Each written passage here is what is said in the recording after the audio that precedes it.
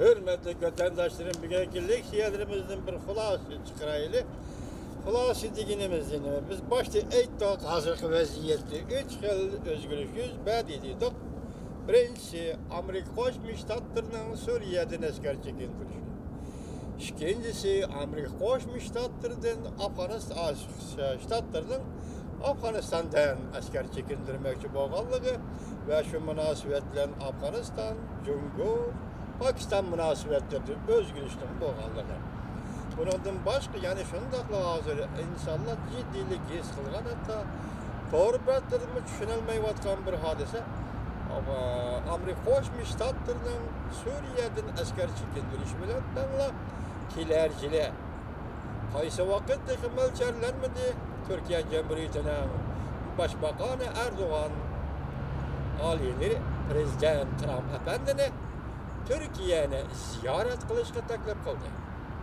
Suriye'den asker çekindirdi. Bu çekindiriş Rusya-Amerika münasebeti kanda tesir görüştürmesinden plan boyunca bu yıl aldığımızki yeni yılda Rusya Federasyonu Prezidenti Vladimir Putin'i hem Washington'da ziyaret teklif kılış planı var idi. Endi bakatın Türkiye Prezident Trump'ni Türkiye'ni ziyaret kılışka teklif kıladigan bolsa bu zor özgürlük. İki devlet münasebetideki yakın duatlarga çıkan ciddiliklerini pasaytirish. Türkiye Amerika münasebetlerini yani aslidagi yaxshi münasebetler qatorida o'rniga yani NATO'daki Türkiye Amerika münasebetleri o'rniga asliga keltirib ciddilikni kuchaytirish. Bu shunday ishlar yuz beradigan bo'lsa, bu vaziyatning shurayni ko'rsatadigan ta'siridan nima ekanligini men sizlarga so'zlab beraman vatandoshlar o'zinglar tahlil qilalasizlar. Buni bu o'tir sharhning ishi siz bilan biz hozir tushunib ketmaymiz. Endi biz qaytib kelaylik, Afg'onistonga kelaylik. Afg'onistondan askar çekindirish. Men boshda aytdim, 2017-yili Prezident Trump Oqsaroyga kirdi va shuningdek 4000 nafar askariy qismni Afg'oniston qo'shib abatdi. Shuning bilan Afg'onistonda turayotgan Amerika Qo'shma Shtatlarining askariy qismlarining umumiy soni 14 mingga yetdi. Biz bu yerda o'chiraq tahlil qiladigan bo'lsak, hurmatli vatandosh, sonra vallah Washington hujum qilib Amerika xalqini bezovta qilgandan keyin Saudiya binolarni portlatib Amerika xalqiga azor yetkazgan 9-sentabr voqeasida dunyo zilzila kelgan edi. Shuningdek keyin 2001-yil 10-oyning 7-kuni Amerika Qo'shma Shtatlari Afg'onistondagi bu Bin Laden guruhiga hujum qo'zg'adi. Shundan beri ta hozircha 17-18 yil vaqt o'tdi. Endikte başta görüp ettik, hazır Amerika Qo'shma Shtatlari bilan Talibanlarning Abu Zabida suhbat qurganligi, bu suhbatning ikki qatim bo'ladiganligi. Shu oraliqda Taliban bilan Afg'oniston hukumati o'rtasida tinchlik musofirning boshlanganligini ko'rib o'tdik.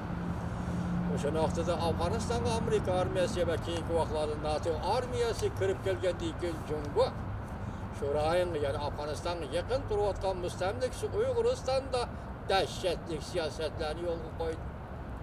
Uygurlar ondan zo'r derecede karşılık mı yok? Xitoyni cho'chitgida, Xitoyni qo'rqitgida karşılık mı yok? Lekin o'zi qo'rqib ketgan Xitoy, chunki Afg'onistonda Amerika armiyasining yetib kelishi, NATO armiyasining yetib kelishi, shunga bu 17 yil ichida Xitoy hukumati mustamlika Uyg'uristonda dehşetli bostirish yo'l qo'ydi. Bu hammamizga ma'lum. Endiki bir nokta mesela 2002-yili Amerika armiyasi Afg'onistonga kirish bilan yani 2001-yil 10-oyda kirish bilan 2002-yilga kelganda Xitoy hukumati Xo'jand oldin hisob yana Tayvanga qarshi qo'ygan Xo'jand oldin hisobdagi askariy qismlarni tezlik bilan Qashqar rayoniga yetkazib keldi. Yani nim bo'ldi 15 kundan keyin bu Qashqar rayonidan yani bu armiyasi chekindirib Xo'jand kelib ketdi. Bu işler siz bizga qarang-ku. Shu vaqtda Qashqarning tantarbiya zallari, maktablar hammalarni bekalab, harbiy gazarmaga aylandi. Yo'lda mashinalar qarasangiz, poskam qag'ilib o'tirsa, mengab turgan harbiy mashinalarni ko'rsangiz, chumilida ko'milib turgan mashinalarni ko'rasiz. Bir rayonda urush bo'layotganda, ikkinchi bir rayonning shu chegara rayonga askar to'plashi xalqarada qanday munosabatga yotadi? Men buni tahlil qilolmayman, harbiy ishlardan xabarim yo'q. Amerika armiyasi Afganistan'a kirdi. Xitoy burayda askeri qismlarni ko'paytdi, saqchi qismlarni ko'paytdi, Uyg'urlarni bostirishni ko'paytdi. Endi qaytib kelaylik. Bugun Amerika Qo'shma Shtatlari Afg'onistondan askar chekintirgan bo'ldi. Suriyadan askar chekindi. Hatta yaqinda hozir Prezident Trump efendimiz shu Christmas bayram munosabati bilan Iroqdagi harbiy qismlarni yo'qlab bo'ladi. Bayramda sog'u salamlar aytib berib, ulardan bayramda hol so'radi. Shundan keyin hozir yana torbetlar nima deyilyapti? Amerika Qo'shma Shtatlari Iroqdan askar chekindirishi mumkinmi? Iroqdan askar chekindirib bundaqda bo'lganda Prezident Trump hukumatining xalqaro tinchlik siyosiy texmi konkretlashgan masalan Iroqdan askar chekindirish, Suriyadan askar chekindirish, Afg'onistondan askar chekindirish konkretlashgan tinchlik siyosiy konkretlashgan bo'ldi. Shunday bo'lganda Afg'oniston chegaralari, Pokiston chegaralari o'nggacha Xitoyga qalamdi. Bir oylardagi ta'sirini Xitoy texmi kuchaytirdi. Buraylarda Xitoy nima rol o'ynashi mumkin? Masalan, boshlaydi Xitoy izchilolda Taliban bilan bo'lgan munosabatni saqlab kelyapti deydi. Shunday bo'lsa, burayda yana qanday o'yin o'ynashi mumkin Xitoy? Pokiston bilan Xitoy hukumati birlashmaydi, nima qilish mumkin? Masalan, Pokistonning tashqi ishlar ministri Qurayshi bu 4 davlatda Afg'oniston, Iran, Jungo, unda ziyorat qilgan 4 davlat Moskva. Moskvaning ishi albatta Afg'onistonning ishi. Chunki Moskva ayni chog'da Afg'oniston tajovuz qilib kirgan davlat. Bu yerda qandaqdir bir haqdorlik masalasi va yoki javobgarlik masalasi bor. Ham shundaqli cho'ng davlat, bir ayning tinchlik, maqomligi uchun ko'ngil bo'ladigan davlat. Bu bir. Ikkinchisi Rossiyaning Xinjiang Uyg'ur avtonom rayoniga munosabati va intayin quyuq, intayin aniq tarixiy munosabati bor. Biz baştan ahir deb kelyapmiz Rossiya. Bugungi Xinjiangni, ya'ni mustamlika Uyg'uristonni Xitoyga qo'shmagan birdan-bir davlatdir. Stalin Uyg'urlarni inqilob yetaklab, inqilob g'alaba qilgan vaqtda bu inqilobni setib etib, Xinjiangni, ya'ni mustamlika Uyg'uristonni Xitoyga qo'shmagan birdan-bir odam, birdan-bir Rossiya. Shunga hozir Rossiyadan aytganda Rossiya ham Afg'onistonga munosabatda, ham Uyg'uristonga munosabatda. Biz yaqinda ko'rib o'tdik, oxirgi leksiyamizda diqqat qildingmi bo'lgan hurmatli vatandoshlar? Amerika Qo'shma Shtatlari bilan Jumhur Xalq Jamhuriyati o'rtasidagi savdo munosabatlarini yuritdik. Sirkilish yoki savdo urushi deyilgan masala bo'yicha hozir 90 kunlik muhlatning bir oyi tugadi. Endi oxirgi 2 oyda 1-oyning 7-kunidan boshlab Amerika Qo'shma Shtatlari bilan Jumhur Xalq Jamhuriyati Beijingda suhbatdan boshlaydi. Bu suhbatdan mazmunini hozir konkret olib o'tirib chiqmagan bo'lsa-mu, shundoq deb birov buni sizni ta'minlamagan, bizni ta'minlamagan bo'lsa, biz taqdirlarimizni ko'rib kelyapmiz. Demak, Afg'onistondan askar chekindirish dal mushiyak yetganda bir savol qo'yaylikki, Wang Yi apandi Jungoning tashqi ishlar ministri siz qilyapsiz bu ishlarni. Amerika Qo'shma Shtatlari Afg'onistondan askar chekintirsa, siz ham behuda ortiqdan ortiq shuk sifatida yoki bostirish uchun elib kelgan askariy qismlarni, qurolli saqchi qismlarni Xinjiang rayonidan, ya'ni mustamlika Uyg'uristondan chekintiramsiz yo'q. Demak, Amerika bu rayondagi vaziyatni yumshatdi. Siz bu rayondagi vaziyatni yumshatamsiz yo'q.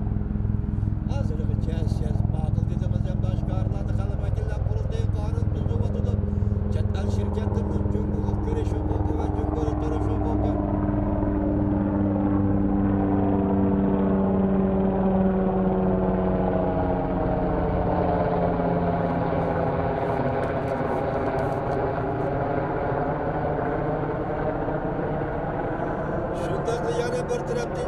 şirketlerden patent hukukunu mecburlamaslık, ötküzüp girişki mecburlamaslık. Şundaklarda bugünlerde ilan kılındı, endilikte Jungo'da yol koyuş, tegişlik dizimlikler cezebeller. Bu cezebeller yani soda sahasını, tuvarmallah sahasını getivatı da ilan kılındı.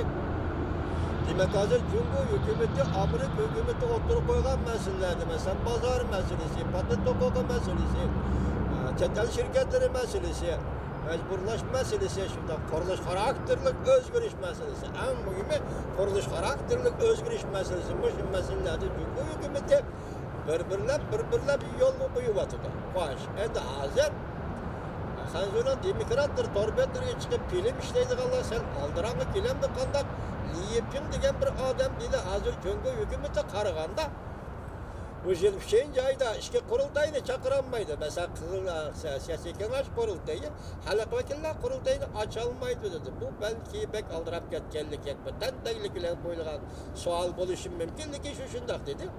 Endi siz hamma narsa o'tirib qo'yib bo'lyapsiz. Hozir xalq vakillar qurultayida qonun chiqarish kerak. Qurultayni chaqiranmisiz, u qonunni qanday chiqaradi? Doimiy komitet qonun chiqarish mumkin. Endilikda Vangiya efendi sizga savol qo'yaylar, siz bejiryapsiz bu ishda. Undaqda 98 va 97 yili Cöngö hükümetining Birleşken Devletler Teşkilatı turishdi. Doimiy turish vakili Çin Huasun imzo qo'ygan kishilik huquq kitobnomasining ikki shartnomasi. Masalan, iqtisod huquqi, taraqqiyot huquq, xalqaro ahtiromi, siyosiy huquq va fuqarolar huquq xalqaro ahtiromi. O'shaning ichida siz fuqarolar huquqi va siyosiy huquq xalqaro ahtiromisini bu da xalq vakillar qurultayining tasdiqlashini yo'llamsiz. Çünkü biz görüp öttik. 2018 yıldan başlap Uyghur meselesining Amerika Cöngö o'tirisida qanday münasebet bulup qalganligini en ahir 11 ayının 14 günüde Amerika Devlet Meclisi Uyg'urlar to'g'risida Uyg'ur kishilik huquq siyoset qonun loyihasi ma'qullamoqchi bo'lganlik qadar yetib keldi. Demek Amerika Cöngö o'tirisi shunday emas. Tabii Tibet meselesi Amerika Cöngö o'tirisi shunday mesele. Siz bu yolda endi çekingen ekansiz, tinch yo'l bilan ish qildi ekansiz, qurilma xarakterlik o'zgarish hosil qilishga ma'qul degan ekansiz, suhbat qurishga ma'qul degan ekansiz, dunyo bir natija ko'rish kerakda. Undaqda Tibet meselesi, Uyg'ur meselesi siz shunday natijani o'rtaga elib chiqamsiz qanday? Yani nurg'un narsalar var biz tahlil qildigan, bugun qoldirib qo'yamiz, uni tahlil qilmay turaylik. Shu masalalarda siz oldimizdagi qurultayda yuqorqi hozir chekinayotgan yoki yo'l qo'yman deyotgan tadbirlarda ham shundaqla xalqaro qonunlarga oid kishilik huquq kitobnomasiga oid qonunlarni o'xshashda tasdiqlashga yo'llab Uyg'ur Tibet masalasini hal qilishga qadam qo'yamsiz. Qanday rais Jinping efendi? Biz qonunshunos Kong Jerong yoki Kohila efendining so'zlarini yuqori ko'rib o'tdik. Cöngö cho'qim o'zgardi. Bu o'zgarish men ko'rolmasligim mumkin, chunki men 88 yoshga kirib qoldim. Lekin cho'qim o'zgardi. Cöngöning o'zgarishi seni